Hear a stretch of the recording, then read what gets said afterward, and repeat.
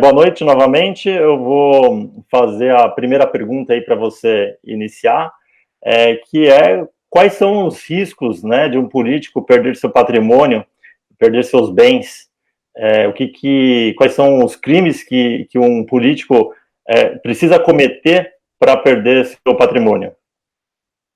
Boa noite, Romeu. Boa noite, Vitor, também, aos colegas aí desse projeto importante que vocês estão desenvolvendo, aos prefeitos, aos curiosos, aos advogados, a todos que, de alguma forma, possuem interesse nessa matéria, né, e em tantas outras dessa série de lives que vocês têm feito, que tem sido realmente um sucesso. Eu tenho tido a oportunidade de acompanhar boa parte delas.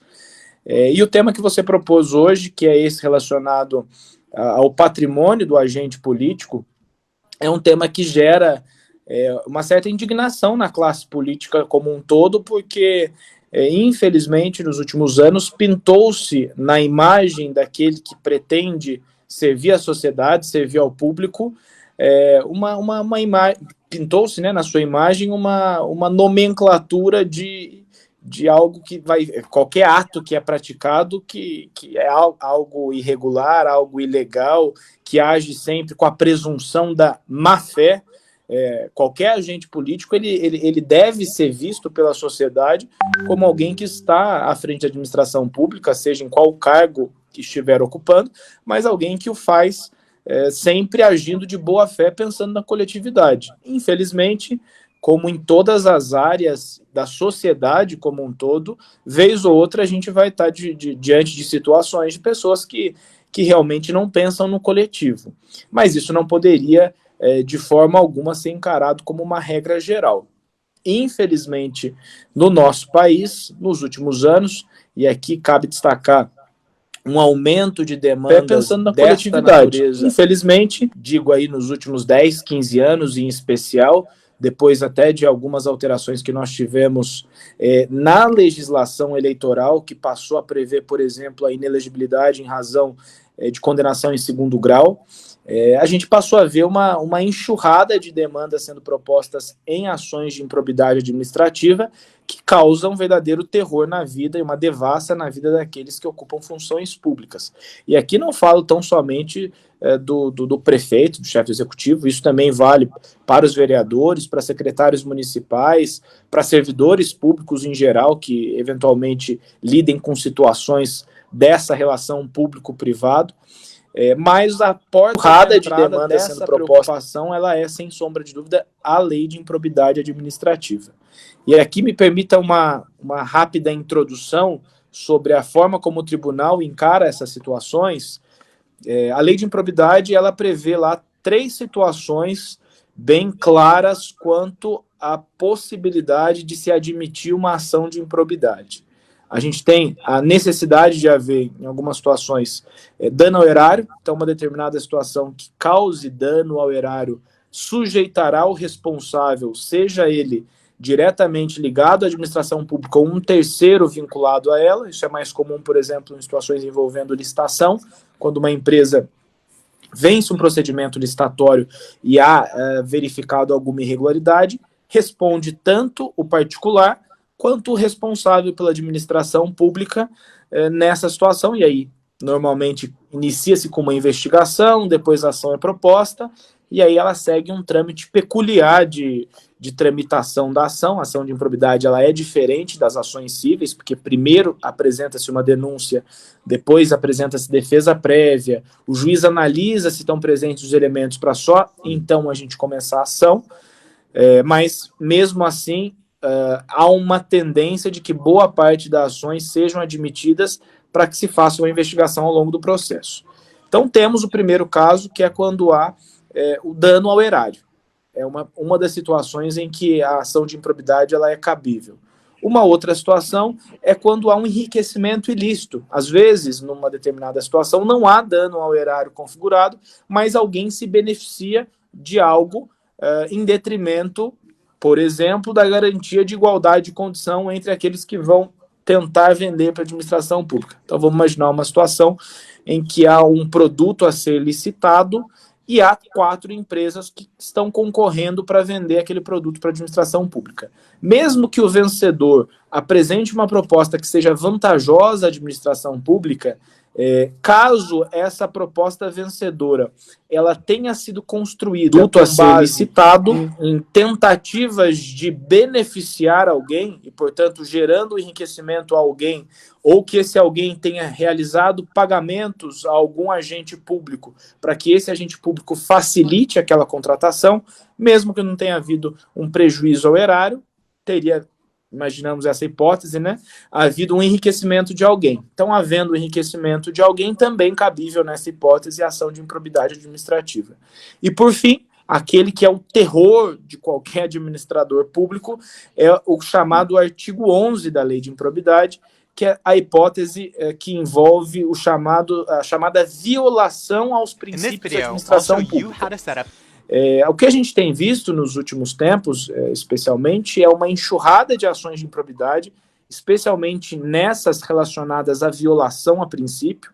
E aí, assim, uma mera ilegalidade cometida por um agente político pode ser encarada como uma violação a um princípio da administração. Criou-se uma arma que pune todos aqueles, às vezes até mesmo os inábeis, pelas penas da ação de improbidade. Há um princípio da administração. Por que eu acho importante a gente fazer primeiro um levante histórico aí do que é possível haver de preocupação para um agente político no campo da improbidade? Exatamente para que a gente entre agora na segunda etapa, que vai envolver a questão dos bens. A jurisprudência atual, tanto do Tribunal de Justiça de São Paulo, quanto do STJ, do Superior Tribunal de Justiça, é no sentido de que, na dúvida, deve prevalecer o bem à sociedade. Portanto, indúbio pro società. Esse é o argumento jurídico que se utiliza, por exemplo, para se determinar de imediato, quando uma ação de improbidade é proposta, o imediato bloqueio dos bens. E como isso funciona? Regra geral, nas situações em que o fato investigado envolve dano ao erário e enriquecimento ilícito, que o bloqueio de bens seja realmente efetivado de forma imediata logo que a ação é proposta. Às vezes até mesmo antes da apresentação da defesa prévia. E em boa parte dos casos, quando isso acontece, há uma resistência muito grande do Tribunal de Justiça, que seria a instância superior, né, a analisar um eventual recurso do bloqueio de bens, há uma resistência grande em liberar os bens que porventura tenham sido bloqueados, sempre com a preocupação de que pode haver, por exemplo, a dilapidação do patrimônio do agente político. Por essa razão, essa é já uma grande preocupação que nós, enquanto advogados da área, temos no momento em que orientamos os nossos clientes que decidem, por exemplo, se candidatar.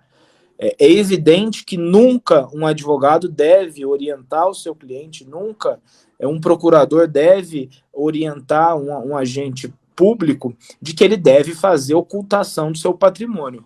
Não é essa a orientação a ser dada, mas existem mecanismos para garantir uma proteção, uma blindagem, eventualmente, de patrimônios que façam parte, por exemplo, de um regime de um casamento, de uma comunhão universal de bens, em que isso atinge todo o patrimônio de uma família.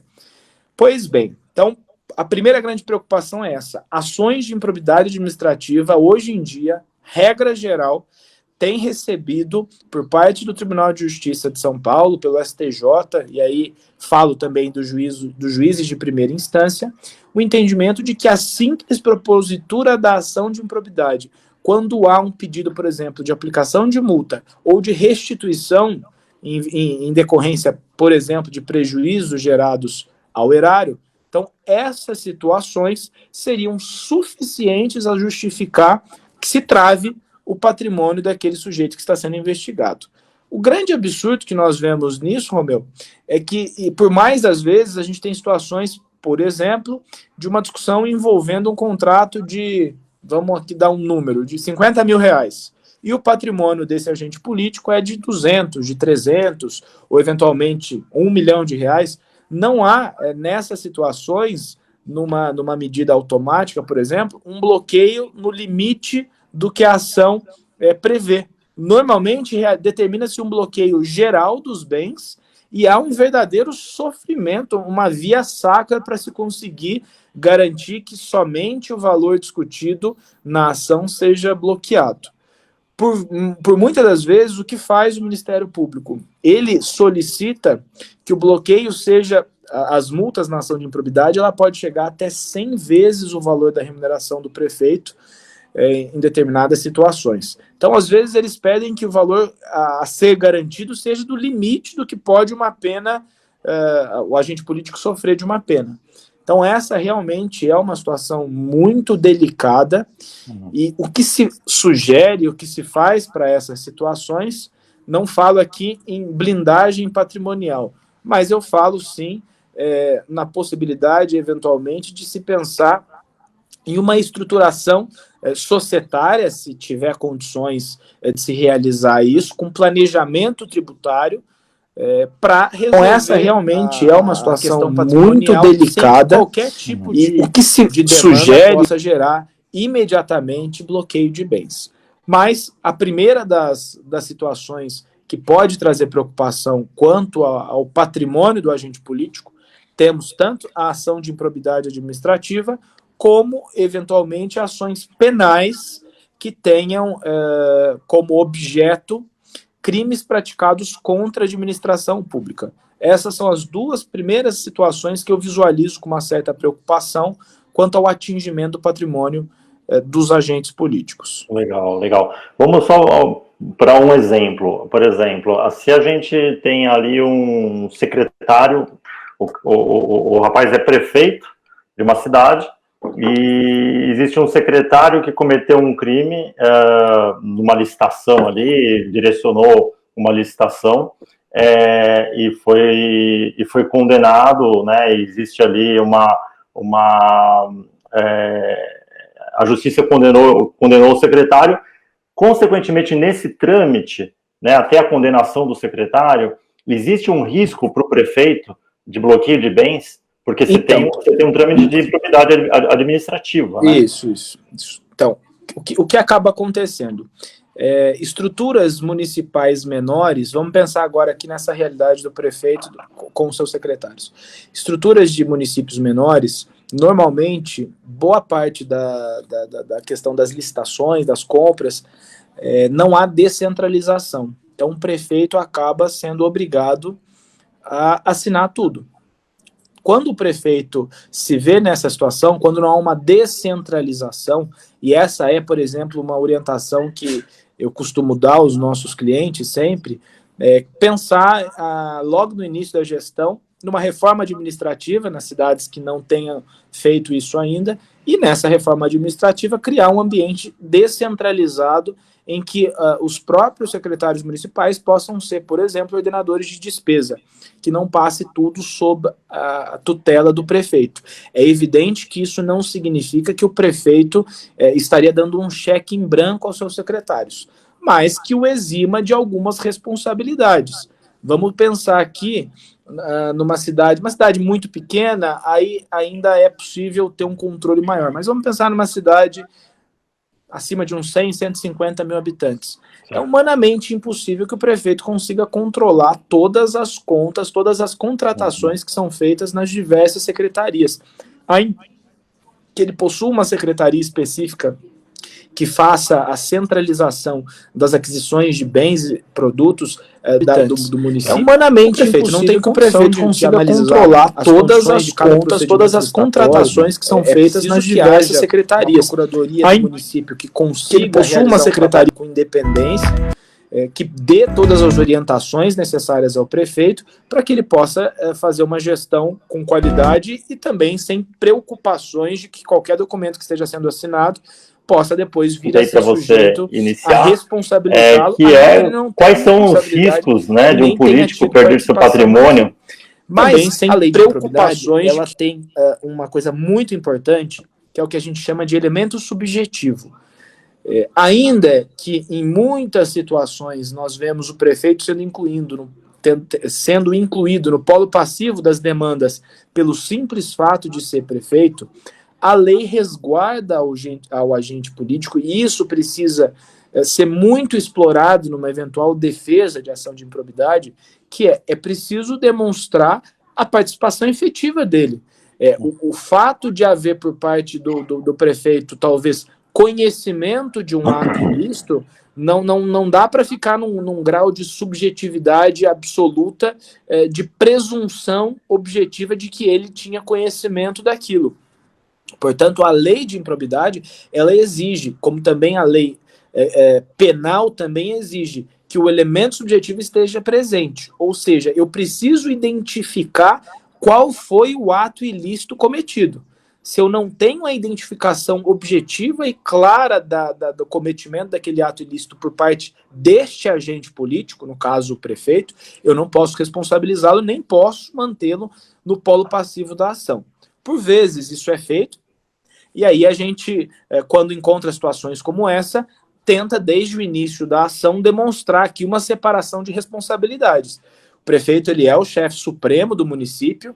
Quando digo chefe supremo, digo que dentro da estrutura do executivo é quem tem o poder maior, porque foi ele o escolhido pelo povo, né, para exercer a função, possui um certo grau de discricionariedade para algumas situações, então ele tem o poder decisório, desde que dentro do que a lei permite, ele pode decidir da forma que entende melhor, ele pode destinar as verbas da administração pública para as diversas áreas do município da forma que ele entende melhor. Então, por exemplo, ele pode entender que, cumprida lá as exigências da lei de responsabilidade fiscal, o que sobrou de recursos para investimentos outros, ele entende que o município dele tem um perfil que precisa ter um investimento mais forte na saúde, ou ele acredita que a educação é a base do desenvolvimento daquele município, ou que a cidade precisa investir mais em infraestrutura, em saneamento básico, e aí ele vai direcionando a utilização das verbas com essa discricionariedade.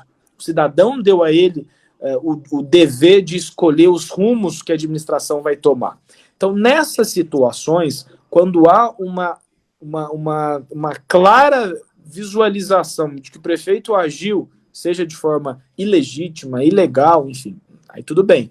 Aí ele pode responder no polo passivo junto com o secretário, junto com eventuais outros servidores que tenham participado dessa contratação, mas o simples fato de ser prefeito não pode lhe trazer responsabilidades por atos de terceiro.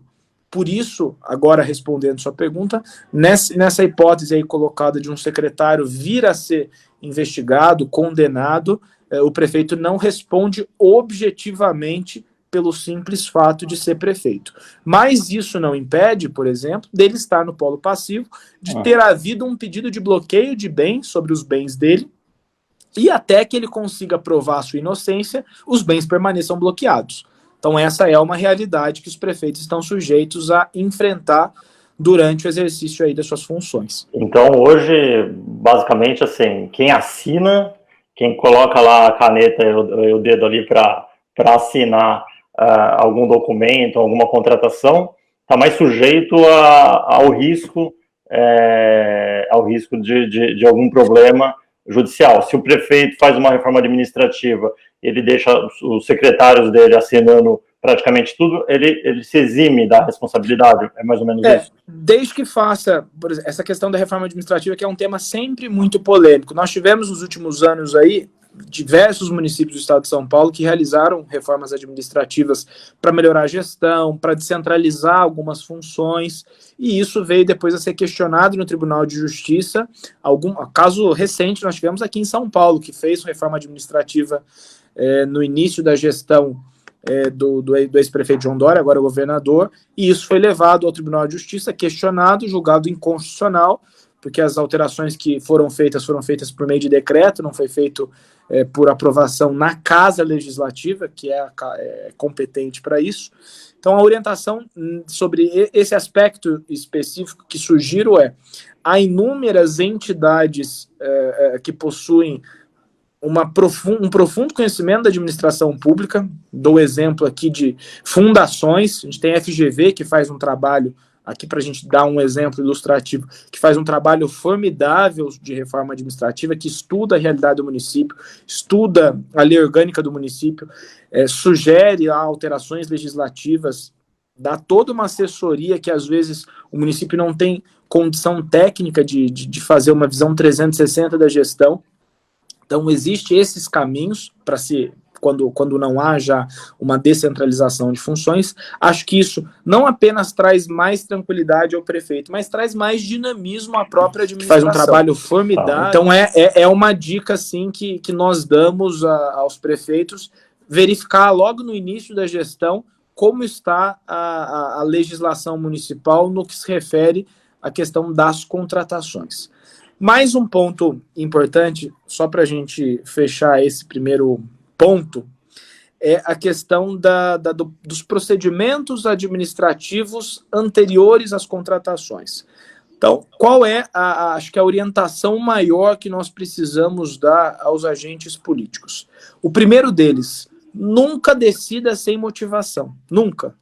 Sem nenhuma dúvida, essa é a regra maior. Nunca decida sem motivação. E de que forma um ato é motivado? O ato ele é motivado no caso de uma contratação. Então, a prefeitura precisa contratar, vamos imaginar aqui, uniformes para a Secretaria de Educação. De quem parte o interesse pela contratação deste serviço, que é da produção e entrega de materiais escolares e de uniformes para as crianças? Deve haver um requerimento encaminhado pela Secretaria Municipal de Educação. Provavelmente, se possível for, se houver uma diretoria de ensino municipal, essa diretoria de ensino previamente faz um estudo, um levantamento de quantas são as crianças, de por que a necessidade da contratação daquela quantidade de uniformes, se for o caso de uniformes, ou de por que a necessidade de contratação do material X, Y ou Z. Emite-se, a partir disso, um parecer, encaminha-se isso à Procuradoria Municipal para verificar a viabilidade jurídica daquele pedido. Então, com um parecer jurídico em mãos, encaminha-se, depois disso, ao setor de compras para ver se existe orçamento suficiente, ou o setor de orçamento, dependendo de como é orçamento e finanças, de como é o município, para verificar se possui recursos para isso. Depois, encaminha-se ao setor de licitação, que deve, com absoluta isonomia e independência, realizar o lançamento do edital nas hipóteses de contratação por licitação. A gente tem algumas situações em que a contratação pode ser feita por inexigibilidade ou por dispensa, mas, regra geral, com a licitação normal. E aí, a partir disso, as empresas interessadas vão disputar a venda de determinado produto. Então, se todo o procedimento é realizado de forma adequada, no tempo certo, com todos os pareceres dos órgãos municipais envolvidos e competentes a isso, eu acho que nessas situações, ainda que alguns questionamentos possam vir a surgir, o prefeito, o secretário, o agente político diretamente envolvido nessa contratação, ele tem uma tranquilidade maior porque ele seguiu o trâmite. Então, dica de ouro é essa. Todos os atos devem ser motivados e, de preferência, a motivação ela prevê também a existência de um processo administrativo prévio, que tenha a ordem cronológica de todo o ato. Por que foi necessário contratar? Porque ele seguiu o trâmite. Contratar, tem dinheiro para contratar. Dica de ouro é essa. E quem é que vai me oferecer a melhor condição? Porque eu, enquanto administração pública, devo sempre buscar as melhores condições para investir o dinheiro público. Ô, Tony, falando um pouquinho mais da blindagem, assim, eu tenho algumas pessoas que eu conheço que não querem sair candidatos com medo desse risco, porque por mais que tome todo o cuidado, né, com todas essas dicas que você está dando, sempre tem um risco, né, até um julgamento dos bens ficarem bloqueados. Você acha que, por exemplo, uma pergunta que fizeram aqui para a gente, se o agente político, antes das eleições, para evitar qualquer problema, passar todos os bens para a esposa, por exemplo, e aí ele vai lá, se candidata e ganha a eleição e começa a exercer, por exemplo, para prefeito. Ele tá resguardado porque ele não tem nenhum patrimônio em seu nome? Então, veja, isso aí é uma pergunta interessantíssima. A primeira coisa a ter em mente para eu poder te responder essa pergunta é o tempo.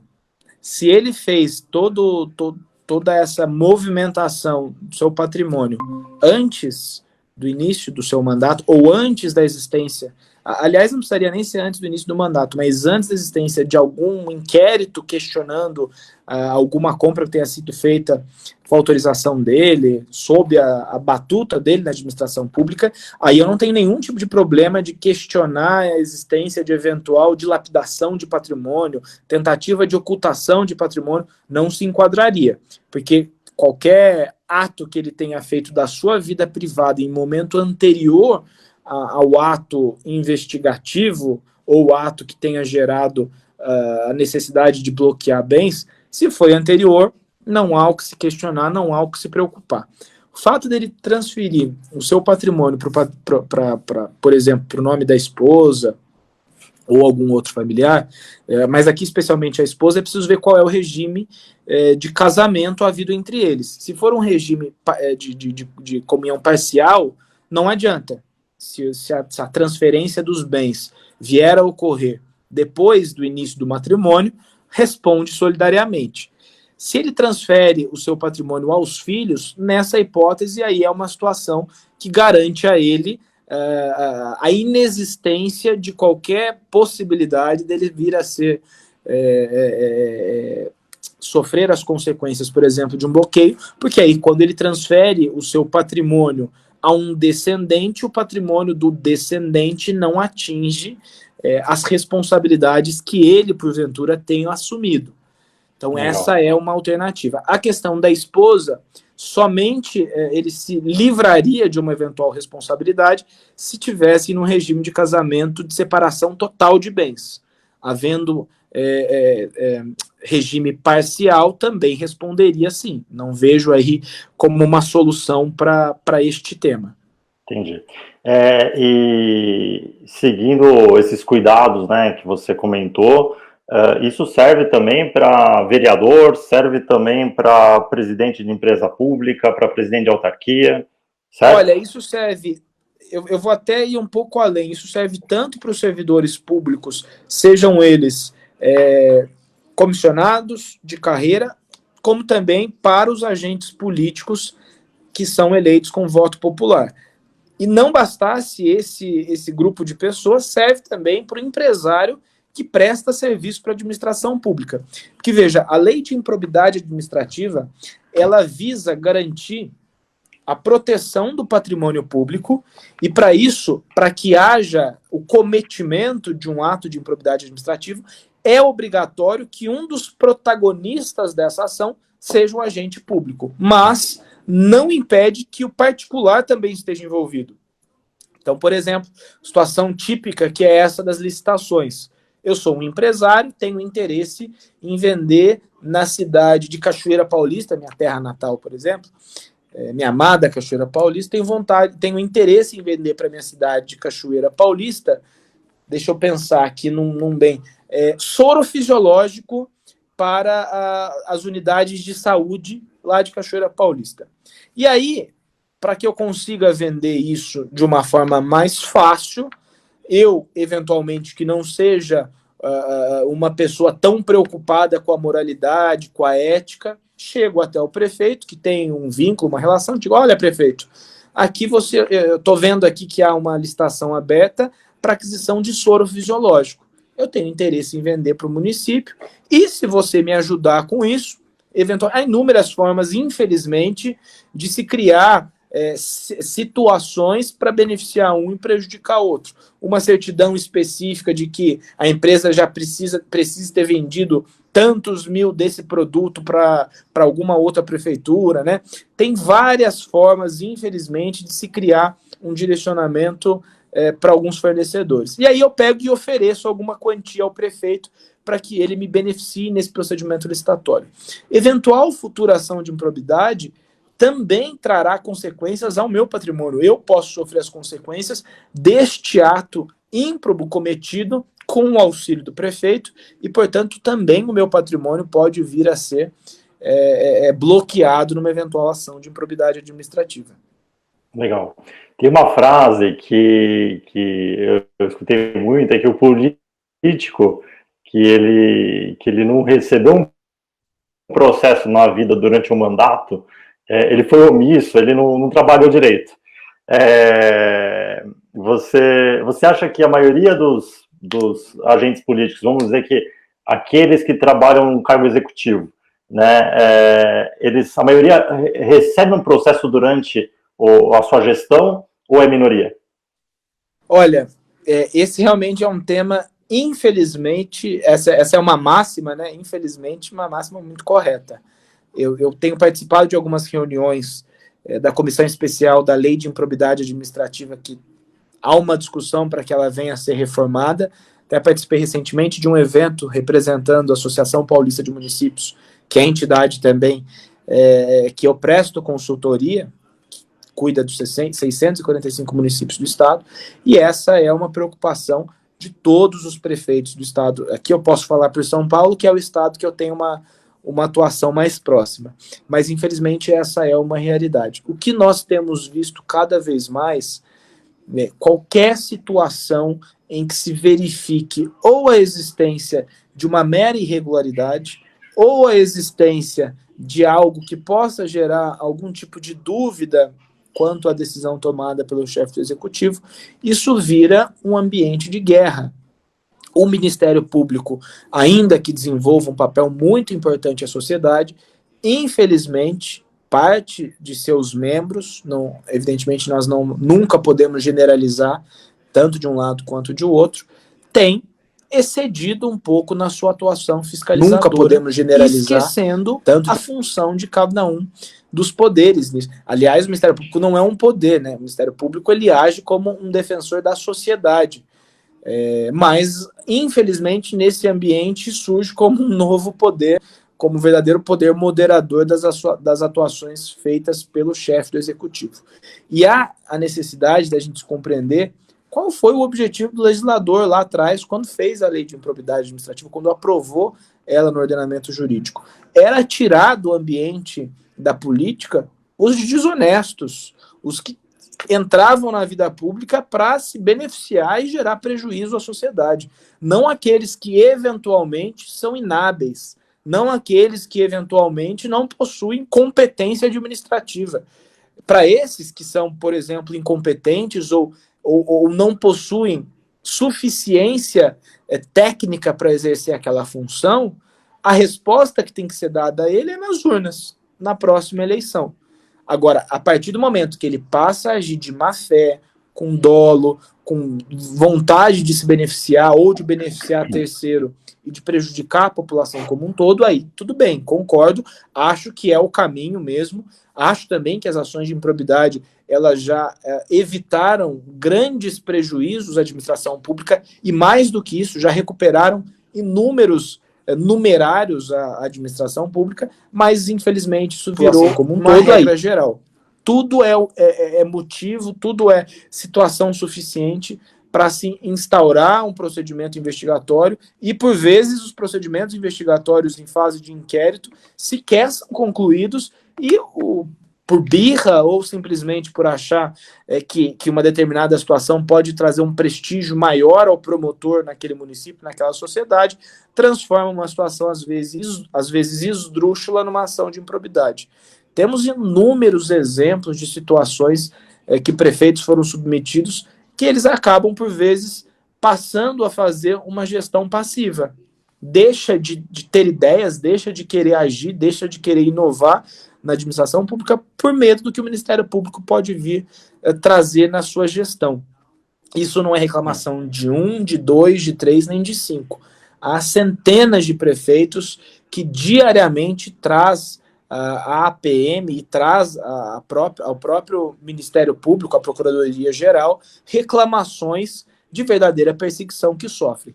Eu não estou dizendo aqui que o Ministério Público precisa ser omisso, nem que o Ministério Público deva recuar na sua ação de proteção social, de proteção do patrimônio público, mas é preciso ter um pouco de moderação, porque a administração pública tem uma complexidade que, por vezes, se a todo instante o prefeito é questionado por todos os seus atos, e aí eu falo de atos, muitas vezes, realmente discricionários, que são cutucados, que a todo instante ele precisa ficar dando explicações, e não dá tempo de governar.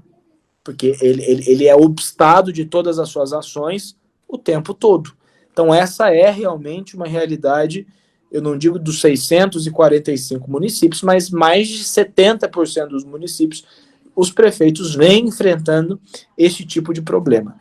Existem alternativas para se realizar essa fiscalização. A instauração de inquérito, por exemplo, civil é uma dessas alternativas em que o promotor tem condições de investigar a fundo determinadas denúncias e representações que ele venha a receber ou que ele voluntariamente perceba alguma irregularidade e verifique se há ali ou não indícios de algum ato de improbidade, de alguma irregularidade.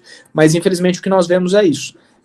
Instaura-se, às vezes, um inquérito e, antes mesmo de se concluir as investigações, a ação judicial já é proposta e, na cabeça do cidadão comum, e aí eu falo de boa parte da sociedade, daqueles, por exemplo, que não conhecem a fundo a lei de improbidade administrativa, às vezes o prefeito, por um equívoco, vamos imaginar uma determinada situação, deixa de realizar a entrega de um determinado tipo de produto para a sociedade e o Ministério Público acha que aquilo era um serviço essencial e entra com uma ação de improbidade administrativa, às vezes incabida, por violação aos princípios da administração pública. A gente tem aqui um exemplo emblemático. Um prefeito que faz... É evidente que os abusos precisam ser sempre controlados, mas um prefeito que faz nas páginas oficiais do município uma determinada publicação mencionando um ato da gestão e sai numa foto. Vamos imaginar essa situação. Infelizmente, temos visto alguns abusos por parte dos prefeitos misturando o público com o privado, mas vamos pensar em uma situação pontual específica. Eu já vi prefeitos sofrerem ações de improbidade por violação aos princípios pelo fato de uma foto dele, que representa a gestão municipal, ter sido postada nas redes sociais do município. Teria aí, numa hipótese dessa, havido promoção pessoal do agente político e ele veio a sofrer uma ação de improbidade. Na cabeça do cidadão comum, do eleitor, o que significa isso? Mais um corrupto, mais um bandido, mais um que entra para a administração pública para se beneficiar, porque o cidadão guarda aquela mensagem maior. O prefeito está sendo investigado, o prefeito está sendo processado por improbidade. A imprensa, por vezes, compra essa mensagem de uma forma e a transmite à sociedade como se ele já tivesse sido condenado. Para os opositores também, né? A mensagem, infelizmente, ela é muito ruim. E isso faz com que pessoas bem intencionadas, a cada dia, se tornem menos encorajadas a querer participar desse processo. Legal.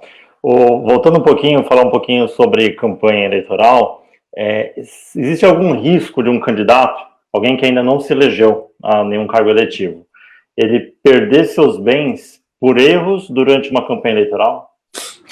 Tá, sobre isso, que tipo de sanção, né, pode sofrer um candidato durante o processo eleitoral?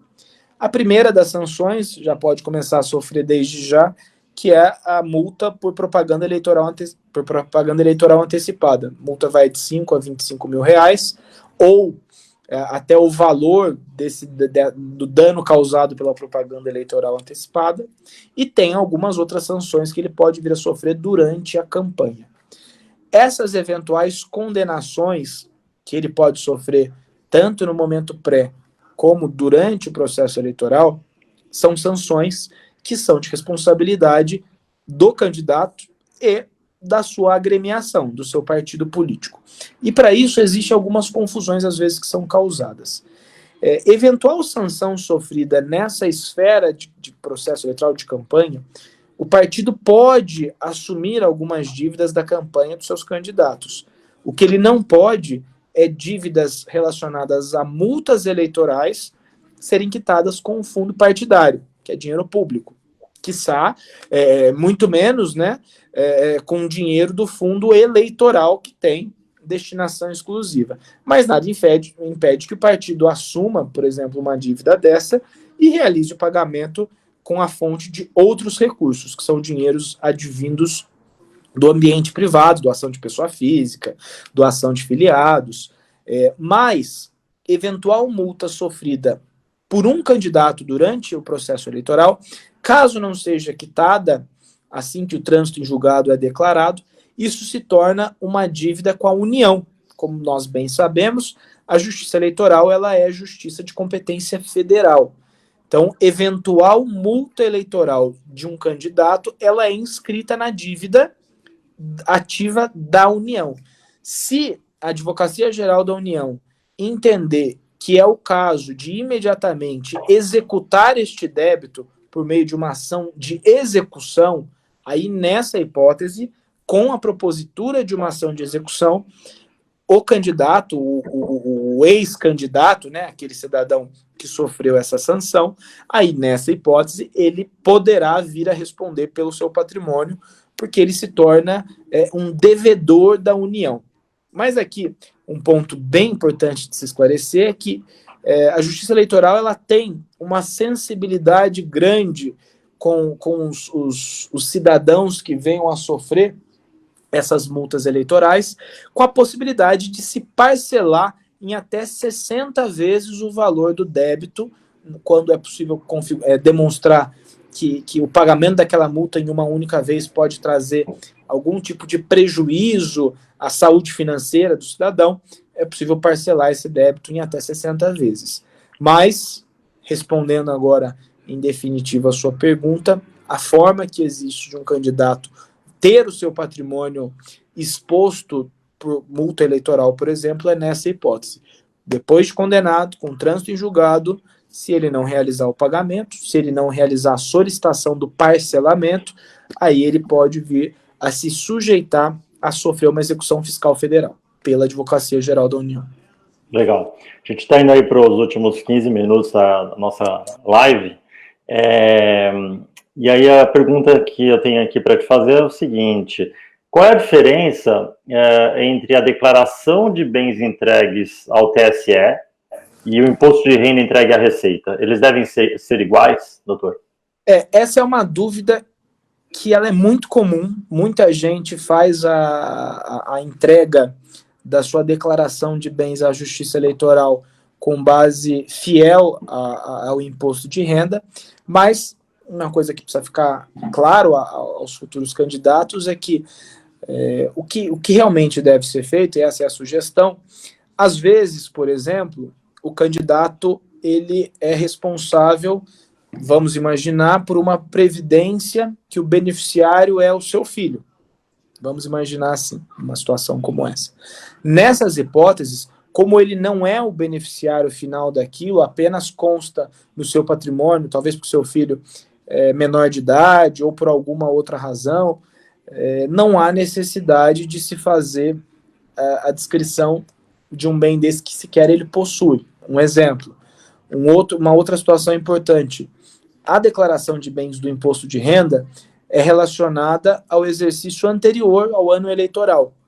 E aí a informação da declaração de bens entregue à Justiça Eleitoral, ela deve constar de forma atualizada até a data do pedido de registro de candidatura. Então vamos imaginar que no primeiro semestre do ano das eleições eu realize, um investimento num determinado empreendimento, e aí isso me trouxe como uma consequência, fiz uma negociação rápida, comprei vamos imaginar uma situação, um imóvel por 10 em janeiro, e em abril eu vendi por 100. Vamos imaginar aqui uma situação como essa. Uma pessoa estava com dificuldade financeira, eu comprei aquele imóvel, na sequência revendi, tive um acréscimo patrimonial bem significativo. Se eu realizo na minha declaração de bens na Justiça Eleitoral os informes conforme o meu imposto de renda do ano anterior, ele está desatualizado. Então é importante que essa declaração de bens ela seja uma declaração atualizada até a data do meu pedido de registro de candidatura, e não necessariamente eu preciso descrever em detalhes cada um dos bens que possuo, ainda que eu seja obrigado a tornar público todo o meu patrimônio, eu posso ter aqui a garantia de não precisar detalhar em minúcias coisas como, por exemplo, os que eu trouxe de exemplo, uma previdência que pertence ao meu filho, ou, eventualmente, um imóvel que é do meu filho e está em usufruto meu. Então, esse tipo de coisa que às vezes a pessoa tem a preocupação de lançar absolutamente tudo, é preciso que fique atento a isso, que não há essa obrigatoriedade. E uma outra questão importante, aqueles que possuem parte do seu patrimônio em pessoa jurídica, então a gente vai ver aqui, se a gente fizer uma visita na declaração de bens dos principais candidatos, pode pegar as eleições de governo ou as últimas eleições municipais das grandes cidades, às vezes você vai ver um determinado candidato que possui lá declaração de bens, 100 mil reais, e nós sabemos que aquele cidadão é alguém muito mais afortunado. Mas a gente vê embaixo 99% de cotas de sociedade X. O fato dele ser sócio de uma empresa e essa empresa ser a detentora, por exemplo, do imóvel que ele mora, do carro que ele possui, das aplicações financeiras que ele também possui, ele não é obrigado a declarar todo o patrimônio da pessoa jurídica. É muito comum que isso também aconteça e, por vezes, a gente vê uma dissonância grande disso, de alguns candidatos, de alguns agentes políticos que todos sabem que possuem um patrimônio muito maior do que aquele declarado, mas de alguns agentes políticos lá um carro de 50 mil reais e 99 cotas de uma empresa no valor de 200 mil, e na verdade a gente sabe que ele tem fazenda, que ele tem gado, que ele tem,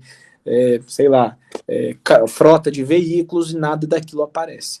Possivelmente é porque está tudo isso inscrito numa pessoa jurídica. Aí entra aquela conversa que nós tivemos no início, eu não gosto nem de falar em blindagem patrimonial, mas é alguém que teve aí uma estruturação societária, um planejamento tributário bem adequado, profissional, que conseguiu separar um pouco as coisas, porque por vezes todo aquele patrimônio amealhado ele vem em decorrência da atividade empresarial.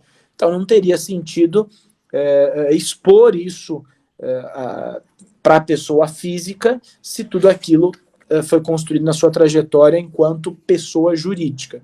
É comum que se faça, e isso traz, dentro dessa ideia de aquelas pessoas que possuem holding de empresas, para garantir que as empresas jamais sejam atingidas por um eventual problema futuro daquele que vem exercer essa função pública, é comum que a gente veja isso.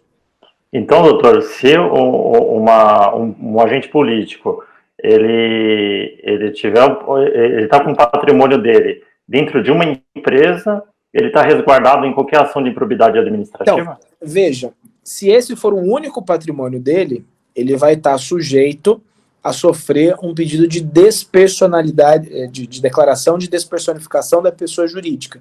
E aí tentará, caso ele venha a ser condenado, atingir o patrimônio dessa sua empresa. Mas para isso existem algumas alternativas de se tentar afastar um pouco a ligação direta dele com a empresa.